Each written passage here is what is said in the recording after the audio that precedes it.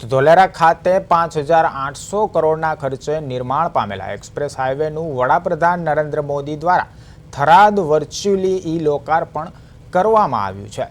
આ ભગીરથ કાર્યક્રમ ધોલેરાના ABCD building ખાતે યોજાયો હતો, જેમાં પૂર્વ કેબિનેટ મંત્રી ભૂપેન્દ્રસિંહ ચુડાસમા, ધારાસભ્ય કાળુભાઈ ડાભી, કિરીટસિંહ ડાભી, પ્રોજેક્ટ ડાયરેક્ટર રાજીવ ચંદ્ર સહિત અનેક મહાનુભાવો ઉપસ્થિત રહ્યા હતા।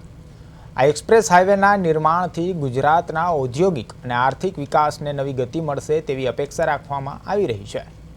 નરેન્દ્રભાઈ મોદીએ વાવ થરાદથી ઓનલાઈન એક્સપ્રેસ વે 2-3 મહિનાથી તૈયાર થઈ ગયો હતો, એનું ઓફિશિયલ આજે ખુલ્લો મૂક્યો છે। ખૂબ લાંબો સમય સુધી તમે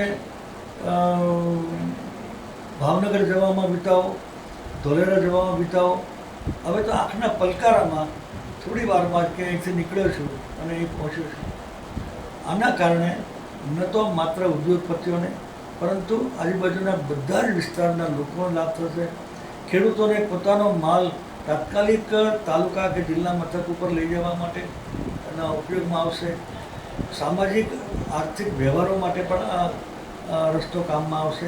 હું માન્ય નરેન્દ્રભાઈ મોદીનો ખૂબ આભાર માનું છું। આ કાર્યક્રમમાં ધોળકા ધારાસભ્ય કિરીટસિંહ ડાભી અને ધંધુકાના ધારાસભ્ય ભાઈ કાળુભાઈ ડાભી અને આ બધું જે વ્યવસ્થા કરી છે એ પ્રોજેક્ટ ડાયરેક્ટર એ રાજીવ ચંદ્રજીનો ઘણો આભાર માનું છું।